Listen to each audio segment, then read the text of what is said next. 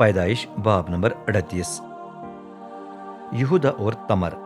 उन दिनों में यहूदा अपने भाइयों को छोड़कर एक आदमी के पास रहने लगा जिसका नाम हीरा था और जो उदलाम शहर से था। वहां यहूदा की मुलाकात एक कनानी औरत से हुई जिसके बाप का नाम सुआ था।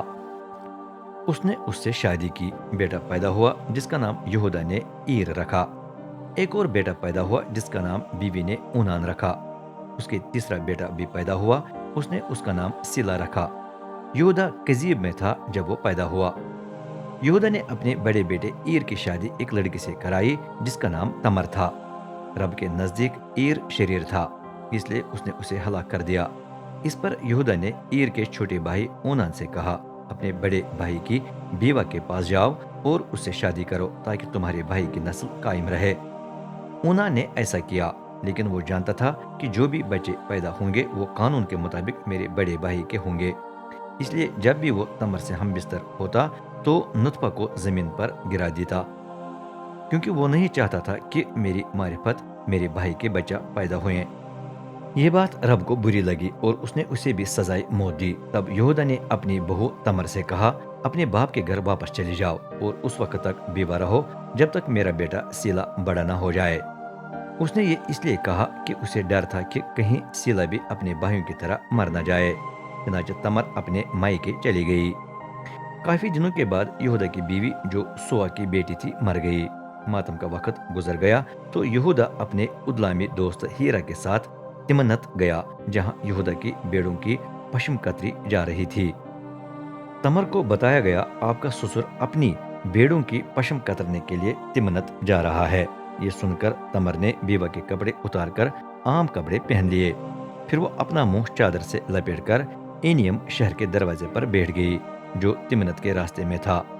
तमर ने यह हरकत इसलिए की कि यहूदा का बेटा सीला अब बालिग हो चुका था तो भी उसके साथ शादी नहीं की गई थी। जब यहूदा वहां से गुजरा तो उसने उसे देखकर सोचा कि ये कसबी है, क्योंकि उसने अपना मुंह छुपाया हुआ था। वो रास्ते से हटकर उसके पास गया और कहा, जरा मुझे अपने यहाँ आने दे। उसने नहीं पहचाना कि ये मेरी बहू है। तमर ने कहा, आप मुझे क्या देंगे?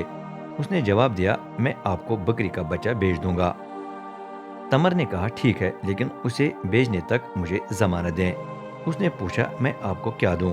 तमर ने कहा, अपनी मोहर और उसे गले में लटकाने की डोरी, वो लाठी भी दें जो आप पकड़े हुए हैं। चनाचे यहूदा उसे ये चीजें देकर उसके साथ हम बिस्तर हुआ। नतीजे में तमर उम्मीद से हुई।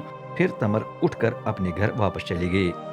उसने अपनी चादर उतारकर दोबारा बीवा के कपड़े पहन लिए। यहूदा ने अपने दोस्त हीरा उदलामी के हाथ बकरी का बच्चा बेच दिया ताकि वो चीजें वापस मिल जाएं जो उसने जमानत के तौर पर दी थीं। लेकिन हीरा को पता न चला कि औरत कहाँ है। उसने एनियम के बाशिंदों से पूछा, वो कस्बी कहाँ है जो यहाँ सड़क पर बैठी थी? उन्होंने जवाब दिया, यहाँ ऐसी कोई कस्बी नहीं थी। उसने यहूदा के पास वापस जाकर कहा, वो मुझे नहीं मिली, बल्कि वहाँ के रहने वालों ने कहा कि यहाँ कोई ऐसी कस्बी थी नहीं। यहूदा ने कहा, फिर वो जमानत की चीजें अपने पास ही रखे, उसे छोड़ दो वरना लोग हमारा मजाक उड़ाएंगे। हमने तो पूरी कोशिश की कि उसे बकरी का बच्चा मिल जाए, लेकिन खोज लगाने के बावजूद आपको पता न चला कि वो कहाँ है। 3 माह के बाद यहूदा को इतला दी गई, आपकी बहू तमर ने जिना किया है और अब वो हामिला है। यहूदा ने हुक्म दिया, उसे बाहर लाकर जला दो।